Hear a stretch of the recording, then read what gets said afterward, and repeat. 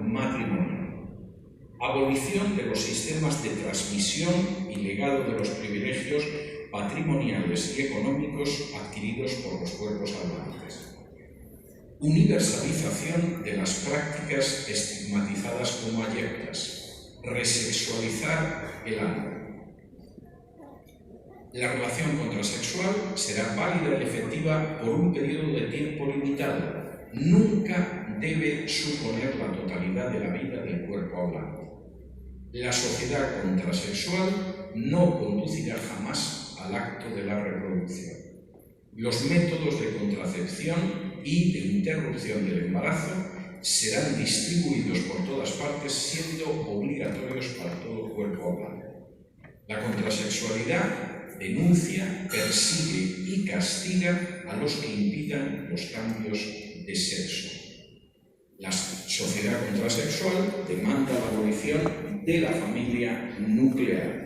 Se establecerán e implantarán relaciones corporales, individuales y prácticas en grupo.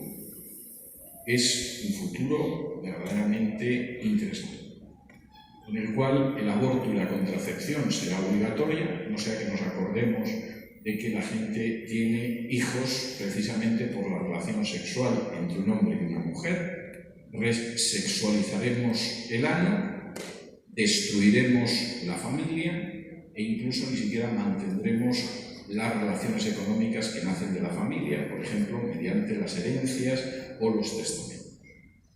Esto parece absolutamente una locura.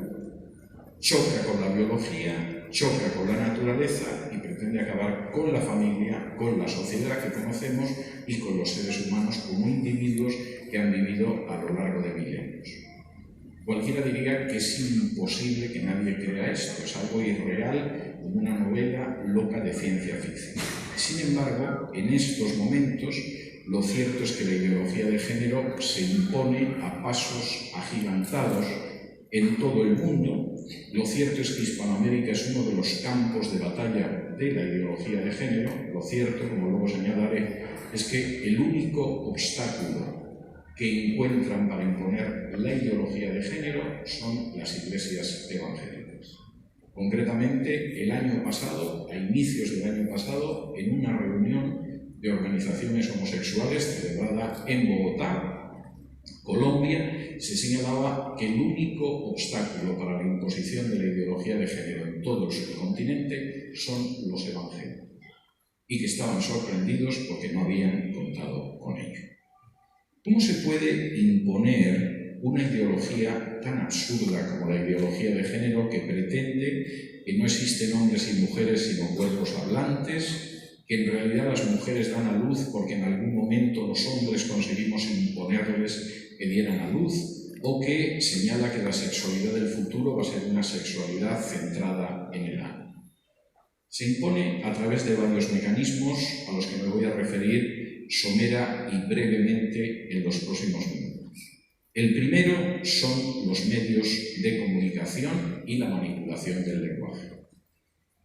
Socárides, que era uno de los psiquiatras norteamericanos más brillantes en cuanto al tratamiento de la homosexualidad, cuenta al inicio de uno de sus libros que en cierta ocasión estaba viendo la televisión y en la televisión aparecían las imágenes de la celebración del Día del Orgullo Gay en San Francisco. Saben ustedes estas imágenes elegantes en las que se ve a hombres semidesnudos haciendo movimientos obscenos, a gente llevando en vez de un crucifijo colgando del cuello un pene, etcétera, etcétera, etcétera. Y dice que cuando él vio aquellas imágenes, estaba diciendo, pero ¿cómo hemos llegado a esto en Estados Unidos? Escuchó que su mujer, que estaba también en la misma salita viendo la televisión, decía, esto es un lavado de cerebro. Y él cuenta, en ese momento mi mujer me confirmó que para descubrir ciertas cosas siempre había sido más inteligente que yo. Es decir, ella había visto simplemente las imágenes y no se había preguntado cómo es posible, se había dicho, esto es un claro lavado de cerebro. La mujer de Socárides tenía razón, y permítanme que les dé algunos datos. El 80% de la información que ustedes reciben y cuando me refiero a información me estoy refiriendo también a documentales de animales, películas de dibujos animados para niños, series de televisión y, por supuesto, el contenido informativo que dan las agencias, tanto de noticias escritas como radiadas como televisadas. El 80% de esa información está en manos de tan solo 8 transnacionales. El otro 20% surge de otras compañías, por ejemplo, compañías chinas o rusas o indias, pero el 80% está en manos de 8 transnacionales. Todas esas transnacionales están en la agenda globalista, están en la ideología de género. Y la información que les van a ofrecer va a ir en esa dirección. Y, por supuesto, manipulan el lenguaje. Y si alguien, por ejemplo, defiende la familia, no es un defensor de la familia, sino que es un homófobo.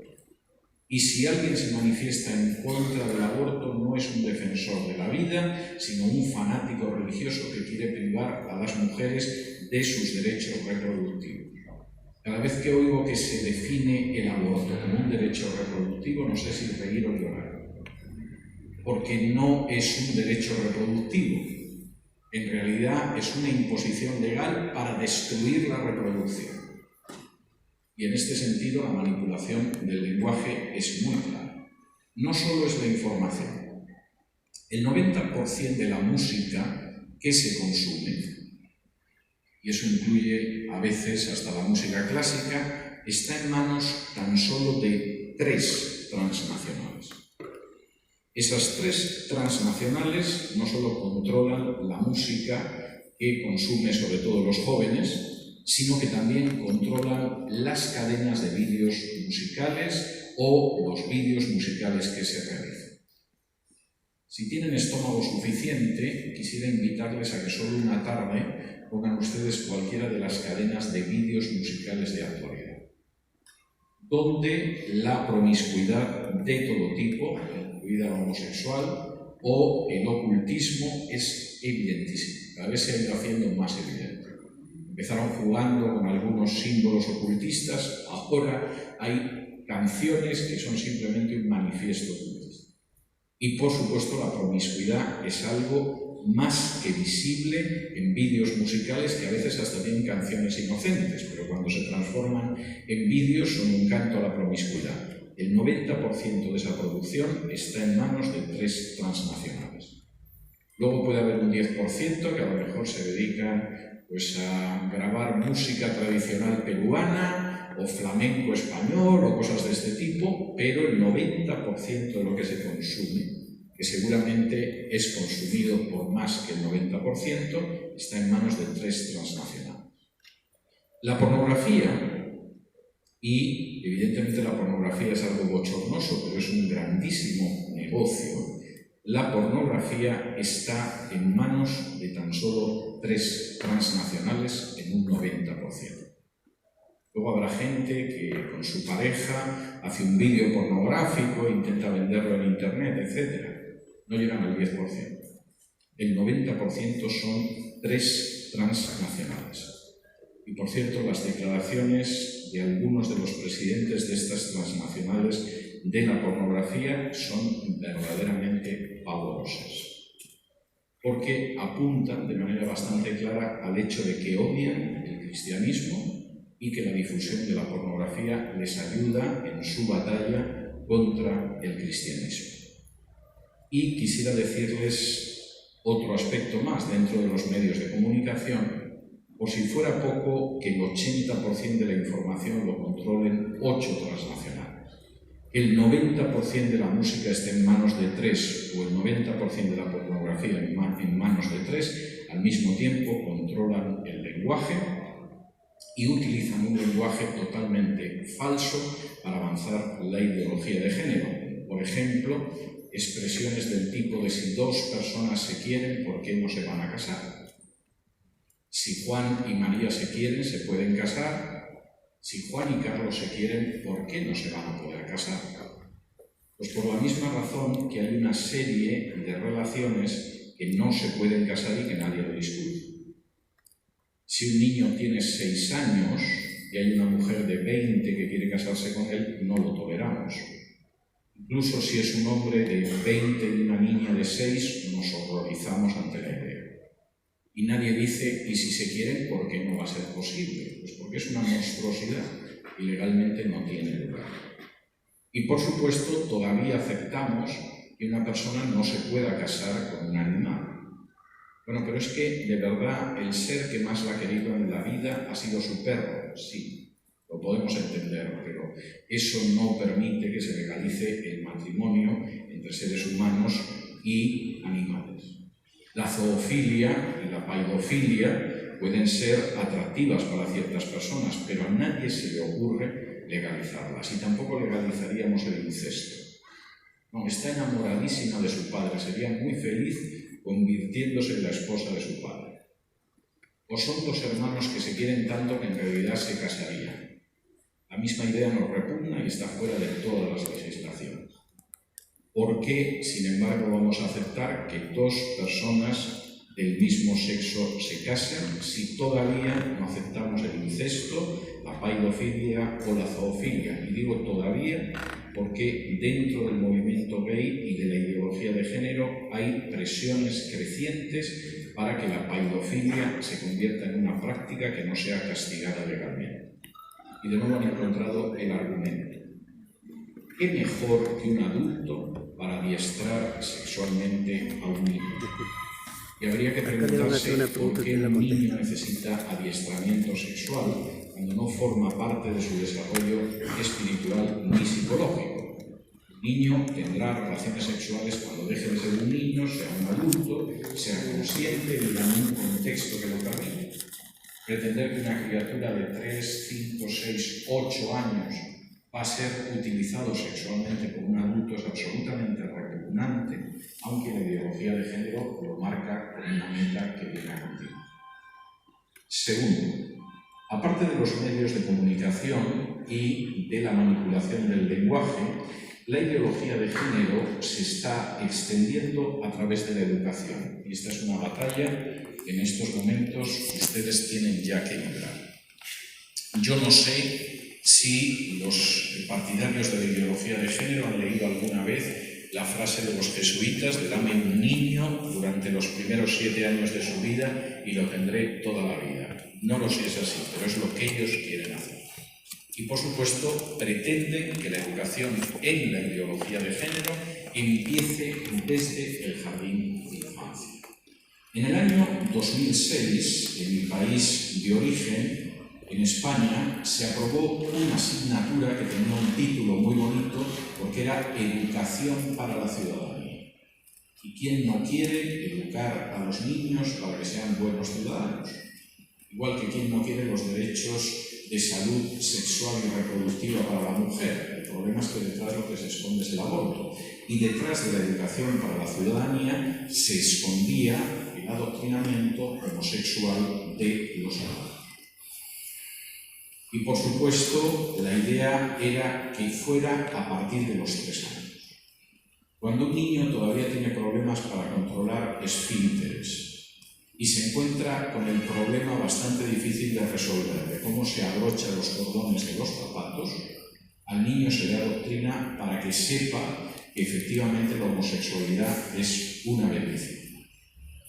Claro, ¿cómo sostienes esto en el sistema educativo? Porque la verdad es que los niños es posible que ya hayan descubierto que las niñas son distintas y por eso son niñas, y además saben que en realidad los niños nacen porque tienen un papá y una mamá. El orden natural que ellos conocen, aunque no sepan que se denomina heterosexual, es heterosexual. Y entonces, ¿cómo enseñamos a los niños que no, que la naturaleza es también homosexual? Pues utilizamos, les estoy hablando en serio, lo que les digo, utilizamos 2 ejemplos de la naturaleza, para que los niños comprendan que la naturaleza también es bella. El primero es el caballito de mar. Yo lo comprendo porque el caballito de mar se parece mucho a un ser humano. Yo a veces voy por la calle y me cruzo con un caballito de mar, y no sé si es el vecino de la casa de enfrente. Es decir, es algo tan parecido a los seres humanos que no es extraño que hablen del caballito de mar. el problema es que el caballito de mar no es gay. El caballito de mar es tan heterosexual como los seres humanos, con una sola diferencia. Los huevos los pone la hembra y los empolla el macho. Pero la reproducción del caballito de mar es también una reproducción heterosexual, y a pesar de lo que se parece el caballito de mar a los seres humanos, no es un ejemplo válido. El otro ejemplo que se utiliza es el caracol. Y yo comprendo que efectivamente un animal que se arrastra, babea y tiene cuernos es un animal magnífico para simbolizar la ideología de género. Pero el problema es que el caracol tampoco es homosexual, es bisexual. Y a veces actúa como macho y a veces actúa como hembra, pero el sistema de reproducción también es un sistema bisexual. De modo que aunque se quiera engañar a los niños diciéndoles que es maravilloso ser homosexual, como el caracol o el caballito de mar, encima es mentira. A veces se utilizan campañas para insistir en esta misma línea. Por ejemplo, hace aproximadamente 3 años, en España, con dinero público, se inició una campaña de carteles que se colocaban en el metro, en las paradas de los autobuses, en lugares públicos, donde se veía dibujados a 4 niños desnudos que iban de la mano. 2 niños iban con el pelo largo, ya sabíamos que eran niñas, y 2 de los niños iban con el pelo corto, que imaginabas que eran niños. De los niños, un niño con pelo largo tenía pene y otro vagina, y en el caso de los del pelo corto, uno tenía pene y otros vagina. Y el texto de propaganda decía: hay niños con pene y niños con vagina, hay niñas con pene y niñas con vagina. Esto es un disparate que sabe cualquiera. Lo sabe hasta cualquier niño que está en el jardín de infancia, sabe que si su compañero tiene un pene es un niño y si tiene otra cosa es una niña. Y lo sabe desde el principio. Pero la educación es que efectivamente hay niños con pene y niñas con vagina y niñas con pene y niñas con vagina. Una entidad profamiliar decidió fletar un autobús y colocar en el margen del autobús una leyenda que decía: que no te engañen, los niños tienen pene, las niñas tienen vagina. Ya es grave que haya que informar a una población de que los que tienen pene son los niños y los que tienen vagina son las niñas, pero el autobús salía para responder a esta campaña de adoctrinamiento. En Madrid, la alcaldesa de Madrid ordenó detener el autobús.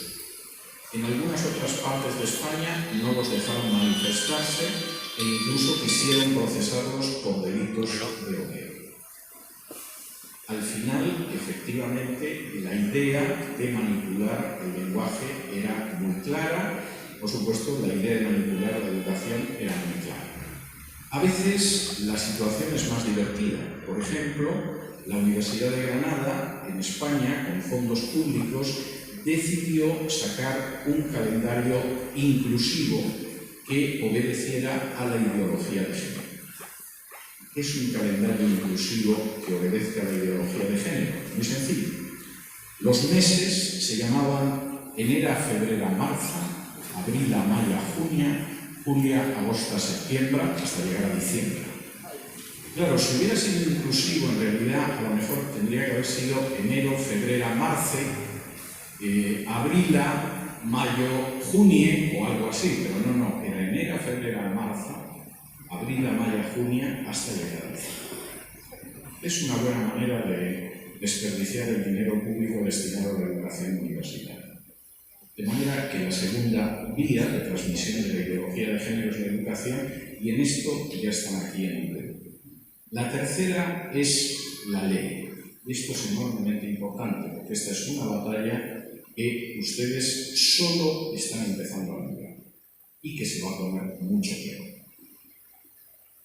La imposición de la ideología de género a través de la ley ha ido en varias corrientes. Por ejemplo, una ha sido la aprobación del matrimonio homosexual. Quisiera aclararles que el matrimonio homosexual era prácticamente impensable hace poco más de década y media. Es más, si algo caracterizaba a los homosexuales es que pensaban que tenían uniones libres. No estaban sujetos, como los pobres desgraciados heterosexuales, a una unión que se supone que duraba para toda la vida. Cambiaban y eso hacía la vida muy divertida, sobre todo entre los homosexuales masculinos, que son bastante promiscuos. Claro, uno junta el impulso sexual masculino por un lado y por el otro, en vez de existir un impulso sexual femenino que estabiliza, hay otro impulso sexual masculino y el resultado es absolutamente explosivo. Y el cambio de pareja era muy común y todos estaban muy contentos hasta que alguien decidió que los homosexuales tenían que casarse. Por supuesto, al principio no hizo caso nadie. En el año 2000, solo en todo el planeta el matrimonio homosexual estaba legalizado en Holanda, pero como es un país peculiar y raro en muchas cosas, por ejemplo, tienen barrios en algunas ciudades donde puedes consumir drogas sin ningún problema, tienes otros barrios en otras ciudades donde las prostitutas están en un escaparate, igual que los zapatos en una zapatería, y vas pasando por la calle y dices, la rubia esa de negro me gusta, ¿no? Entonces entras, consumes rubia de negro durante una hora o media hora, pues bueno, que los holandeses decidieran que el matrimonio homosexual se legalizaba no tuvo mayor importancia. Como no lo tuvo, cuando en el año 2003 la católica Bélgica decidió que también legalizaba el matrimonio homosexual. El cambio se produjo de manera importante en el año 2005. Y se produjo de manera importante en el año 2005 porque el matrimonio homosexual se legalizó en 2 puntos que podían irradiar esa influencia más allá de ese punto geográfico concreto. El primero fue Massachusetts. Si efectivamente se legalizaba el matrimonio homosexual en uno de los estados de Estados Unidos, más tarde o más temprano, los otros 49 estados iban a caer también en esto. Necesitaron muchos años, necesitaron la traición de un juez conservador en el Tribunal Supremo, pero efectivamente al final en Estados Unidos se legalizó, aunque fuera por la puerta de atrás, el matrimonio homosexual. Ese mismo año, 2005, se legalizó también en España. España es una nación de importancia muy limitada, pero es cierto que generalmente las legislaciones españolas son copiadas al otro lado del Atlántico por las naciones hispanoamericanas, por pura holgazanería. No es que las leyes sean mejores, es que no hay que traducirlas del inglés o del alemán o del francés. Entonces, en ese sentido, muchos de los cambios legislativos españoles se copian directamente. Hace poco estábamos copiando algunas de las leyes de género andaluzas en la República Dominicana. Son un disparate de ley, pero no hay que traducirlas, no hay que molestarse, ya te las dan escritas. Solamente tienes que cambiar el encabezado. ¿Eso qué significó? Eso significó que en el año 2010 Argentina tenía su ley de matrimonio homosexual, en el año 2013 la tenía el Uruguay, en el año 2016 Colombia, y a partir de ahí hay una presión creciente para que haya leyes de matrimonio homosexual en toda Hispanoamérica sin excluir el Perú. De manera que el avance de la ideología de género a través de la ley ha ido en primer lugar sobre la base del matrimonio homosexual. En segundo lugar, va sobre la base de leyes que supuestamente defienden a las mujeres de la violencia de género. Y hemos descubierto una palabra que nunca habíamos utilizado, que es feminicidio. Hasta ahora, cada vez que se producía la muerte de un ser humano, fuera un hombre, una mujer, un niño, un anciano, era un homicidio, era la muerte de un ser humano. Ahora hemos empezado a diferenciar y hay una muerte distinta, que es el feminicidio, que es la muerte de una mujer. España fue uno de los primeros países que aprobó una ley de violencia de género que ya lleva circulando más de una década. ¿Cuáles son los resultados? Primero, hemos destruido el principio de igualdad ante la ley. Cualquier tipo de violencia cometida por un hombre se castiga el doble que si la perpetra una mujer. Si en la pareja de Juan y Luisa, Juan le da un sartenazo a Luisa, recibe un castigo que es el doble que si Luisa le da el sartenazo a Juan. Lo cual es acabar con el principio de igualdad ante la ley que se ha necesitado milenios implantar. Según quien perpetra el delito se castiga más. Segundo, hemos acabado con el principio de la presunción de inocencia. El principio de presunción de inocencia nos dice que cualquier persona es inocente mientras no se demuestre que es culpable. Las leyes de violencia de género parten de la base de que el hombre es culpable salvo que pueda demostrar que es inocente. Y además, desde el mismo momento en que se produce la denuncia, el hombre es encerrado en prisión y se adoptan una serie de medidas de ayuda a las mujeres. Las medidas son tan buenas que en estos momentos, según reconocen las propias juezas españolas, no los jueces varones, sino las mujeres que son jueces, el 80% de las denuncias por violencia de género son falsas. Es decir, hay un 20% que se corresponde con la realidad, hay un 80% que es absolutamente falso. Y por si fuera poco, además, la violencia doméstica no ha disminuido. El número de mujeres que mueren o que son agredidas es el mismo. Y además, como la violencia solo es de género, no es doméstica, no es familiar, no atendemos a aquellas personas que sufren violencia en el seno de la familia si no son mujeres. No atendemos a los hombres que padecen de la violencia, incluso si son niños o ancianos, y tampoco atendemos a los hombres dentro de una pareja homosexual. De manera que sí, es posible que Alberto se pueda casar con Luis, pero como Luis lo fría a paliza, no va a tener la misma protección que si en vez de Alberto se llamara Alberto. De manera que las leyes de violencia de género no están funcionando. En tercer lugar, han aparecido otras leyes, esto lo tienen ustedes a la vuelta de la esquina, que son las leyes contra la discriminación por razón de género.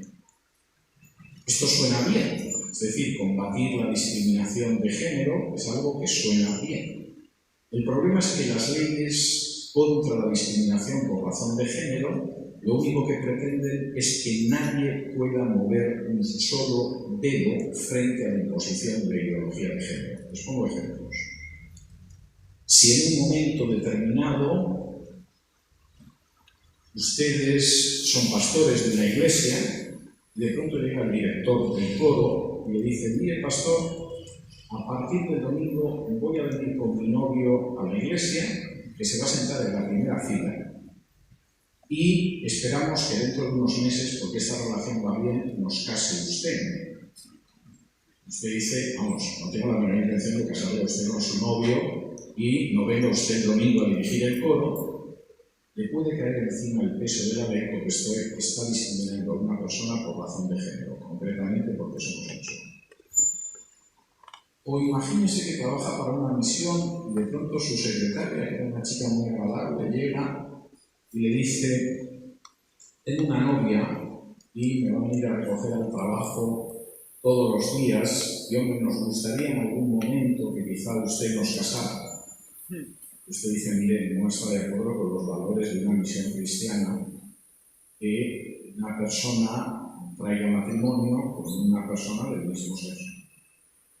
Y desde luego no puede usted seguir trabajando aquí si efectivamente tiene la intención de ceder a sus pulsiones homosexuales. Bueno, no se preocupe, ya le cerrarán la misión, porque está usted discriminando a una persona por razón. La situación es tan grave que las iglesias evangélicas en España, que prácticamente no movieron un dedo cuando se aprobó la ley de matrimonio homosexual, se aterraron cuando empezaron a aprobarse las leyes contra la discriminación por razón de género, porque se dieron cuenta de que esta vez sí que podían ir a por ellos. Y ha habido casos. Por ejemplo, si eres un profesor o eres el director de una escuela y te niegas a que venga un grupo de homosexuales, de lesbianas o de transgénero a enseñar las maravillas de la ideología de género a los niños, Te podemos primero multar, después suspender e incluso castigarte con 2 años de prisión. De manera que esto no es un juego. Y finalmente, tengo que decir que la última manera en que la ideología de género está avanzando, aparte del matrimonio homosexual, la idea del feminicidio, las leyes contra la discriminación por razón de género o la legalización del aborto, es la paidofilia. Vamos camino de que las relaciones sexuales con niños ya no sean castigadas. Y de hecho, hay países donde ya tener relaciones sexuales con una criatura de 12 o 14 años no es debido. Bajar es un poco más, va a costar mucho, y finalmente la ideología de género dicta lo que se hace en un país. Cuarta forma en que la ideología de género se va a imponer en nuestra sociedad. En la famosa reunión de organizaciones gays hispanoamericanas que tuvo lugar en Bogotá el año pasado y donde decían que el avance de la ideología de género había quedado detenido, lo que les irritaba mucho, y que la causa eran los evangélicos, porque ellos sabían que la Iglesia Católica no era unánime. Tenía una jerarquía y con la jerarquía católica al final siempre acabas pactando. Y si no, que se lo digan a Hitler, que consiguió firmar su primer tratado internacional con la Santa Sede en 1933. Pero de pronto los evangélicos habían aparecido, eran organizaciones de base, no tenían una jerarquía, se movían por principios y no por intereses, y esto estaba obstaculizando la situación en Hispanoamérica, y llegaban a una conclusión. A los evangélicos tenemos que destruirlos e infiltrarlos. Los convertimos en monstruos ante la opinión pública y ya se están gastando millones de dólares en que haya periodistas que escriben reportajes o hacen documentales donde se muestra que los evangélicos son seres peligrosos, retrógrados y fanáticos en Hispanoamérica, o los infiltramos. Y alguno dirá, es imposible infiltrar a los evangélicos. No sean ustedes tan inocentes. ¿Cómo se produce esa infiltración? Fundamentalmente a través de 3 vías. La primera es la publicación de Biblias inclusivas. Y uno diría, pero ¿puede existir una cosa así? Sí, vayan ustedes a Amazon, escriban Inclusive Bible o Biblia inclusiva y les aparecerán varias ediciones de la Biblia, algunas de ellas en portada con el arco iris del movimiento gay, que es una de las cosas que hemos dejado a los cristianos que nos roben, y efectivamente son Biblias donde se defiende la ideología de género. Y alguno dirá, bueno, ¿qué pasa con esos pasajes donde la Biblia condena expresamente las prácticas homosexuales? Pues sucede exactamente igual que en las Biblias católicas, cuando el texto de la Biblia contradice sus dogmas. Ustedes van a una Biblia católica, a Marcos 6, versículos del 3 al 5, donde se habla de los hermanos y las hermanas de Jesús, con otra de la Biblia católica que dice que los hermanos, precisamente, lo único que no son es hermanos. Y son parientes, son primos, son vecinos, alguien que pasaba por allí, pero lo que no son es hermanos. Ustedes van a una Biblia inclusiva donde aparece un texto en el que se expresa claramente el juicio de Dios sobre la homosexualidad y debajo te dice que en realidad no son homosexuales. No lo hemos entendido.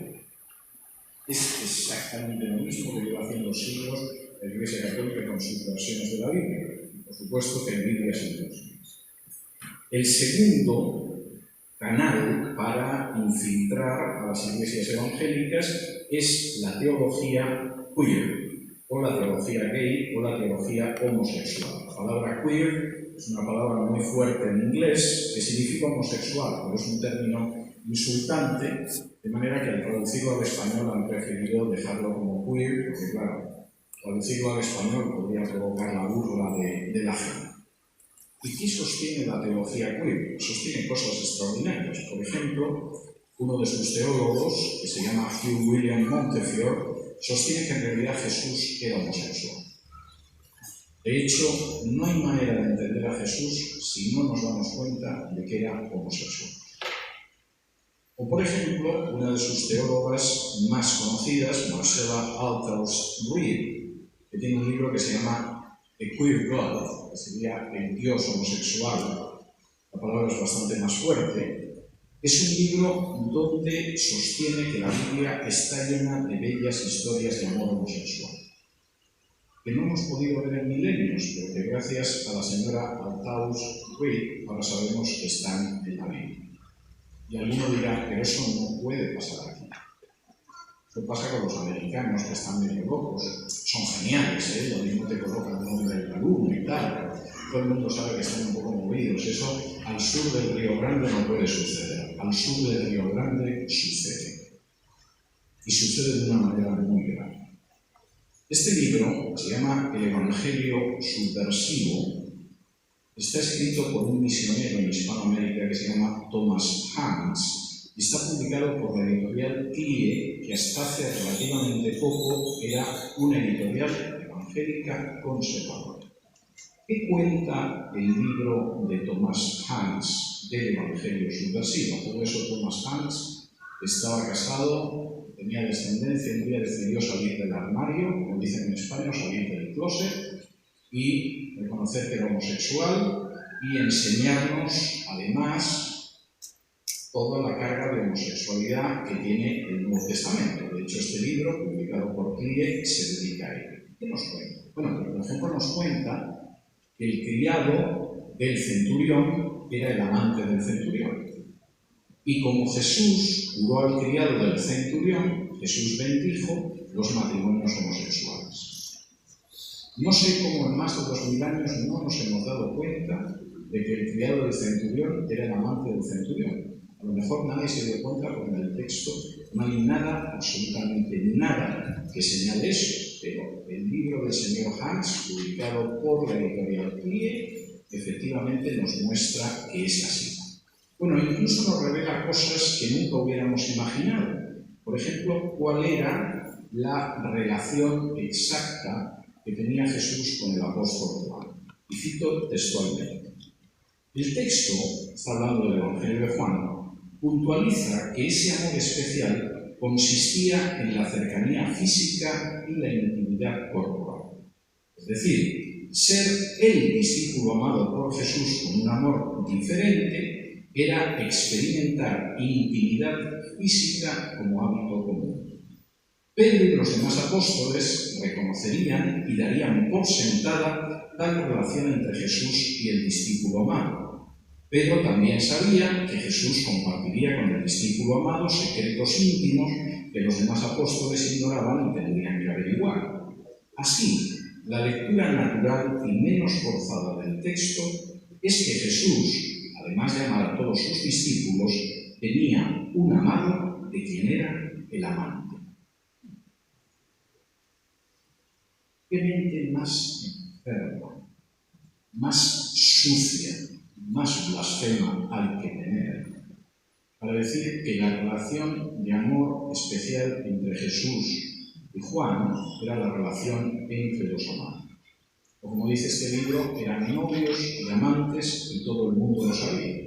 Es curioso que en 2000 años nadie se haya dado cuenta.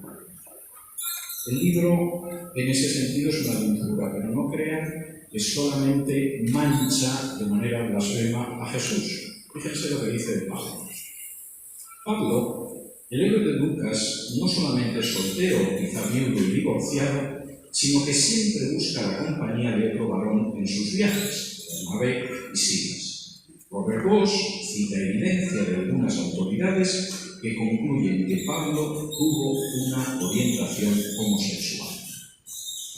¿Alguno de ustedes ha encontrado algo en los escritos de Pablo, con lo que se cuenta de la vida de Pablo en el libro de Hechos, como para llegar a la conclusión de que tenía orientación homosexual? ¿Y qué sucede cuando llegamos a Romanos 1 y la Biblia muestra claramente que Dios ve como uno de los frutos de la corrupción espiritual de los paganos, el lesbianismo y la homosexualidad masculina? Pues el libro dedica páginas para que sepamos que cuando Dios condena expresamente las conductas homosexuales en Romanos 1, no se está refiriendo a las conductas homosexuales. Este libro está publicado por una editorial como CLIE, que cuando yo me convertí hace 40 años era uno de los faros del conservadurismo evangélico en mi país, y que ahora publica esta basura blasfema. En algún caso yo he hablado con alguno de los empleados de CLIE y le he dicho que cómo habéis podido publicar este libro. Y me dice, lo hemos retirado de circulación. ¡Mentira! Este libro lo compré en la página de Amazon hace 2 semanas. Desde luego, si uno retira los libros de circulación que contienen blasfemias como afirmar que Jesús era un homosexual, que tenía un amante, que era el apóstol Juan, y años después el libro se puede comprar, querría que alguien me explicara lo que entiende por retirar un libro de circulación. Y, por supuesto, esto no es extraño, porque en última instancia, el director literario de CLIE, Alfonso Ropero, escribe en una página web supuestamente evangélica que se llama Lupa Protestante, donde escriben pastores que casan homosexuales y que defienden la ideología de género. ¿Imposible en nuestro hábito? ¿Imposible en el mundo hispano? ¿Imposible en las editoriales que conocemos? Esto muestra que no es imposible. Y por supuesto esta misma editorial también últimamente está publicando libros donde antiguos pastores dicen que la Biblia está llena de errores, la Biblia no es fiable y al final, para saber lo que tienes que hacer en tu vida, más vale que pienses lo que está bien, porque la Biblia no es un terreno sólido.